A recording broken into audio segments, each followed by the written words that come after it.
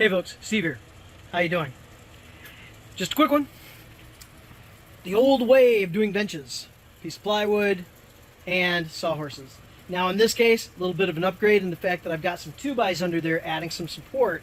I've had this thing, I created this bench. I created two of them because I had a full sheet of plywood, ripped it in half, and then I believe I cut them down to 7 feet because of where I was fitting them. I needed temporary tables sitting on sawhorses for a holiday party.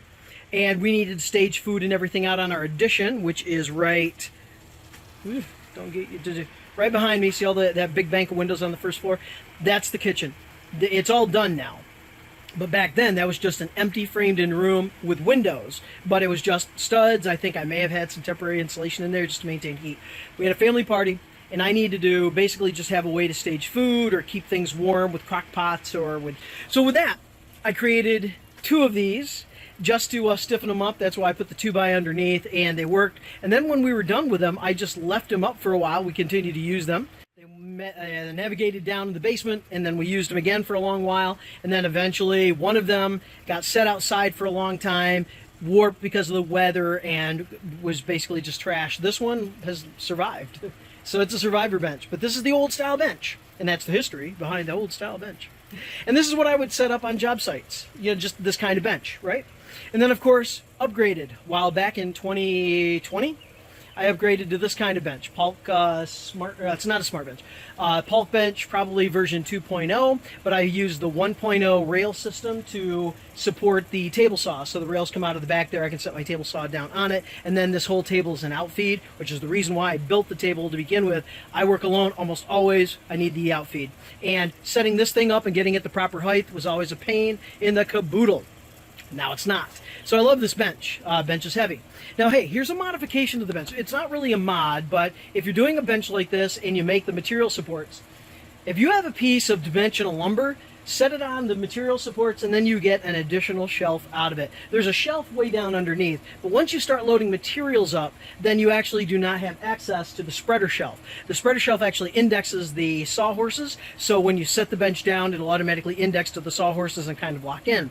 So the spreader shelf is awesome, but it's a shelf, so you can actually put stuff down on it. But what I find is it's often blocked and I can't get to it. And so I just realized not too long ago, if I had a scrap piece of this, in this case is either a 1x10 or a 1x12. Obviously you see it's pre-primed. It came off a job, just fall off really. Didn't have anything to do with it. I set it down there thinking, well, should I save it? Should I not? Should I trash it? Whatever, because I don't have places to keep lumber. Thus why I'm throwing all of that away. And you can't see it, all of that away in there. I'm having to unload the big purge. And so, hey, there you go. Shelf. Really cool stuff there. Just a nice little modification. You can store tools inside, but with the rail system, most of the time I only have the far bay. Yeah, right there.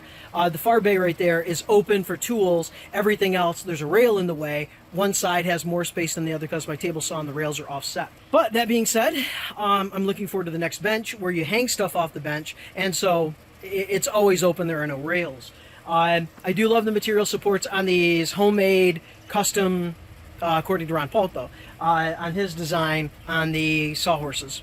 So I love that. But just a trick there, lay something across, you have a shelf for tools, and a shelf for short material that will not span between the sawhorse, between the two sawhorses and the material supports. So, just a little tip for you. I think I'm going to keep, based on what I just realized, I'm going to keep that piece of 1x12, and it'll stay with the bench, and it is short of the bench. So when I store the bench, it can actually just slide inside and stay with it, and I'll mark it keep.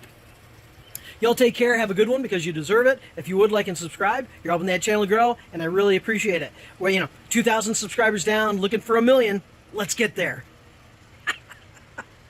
All right, hey, y'all take care, and I will see you on the next video. Bye.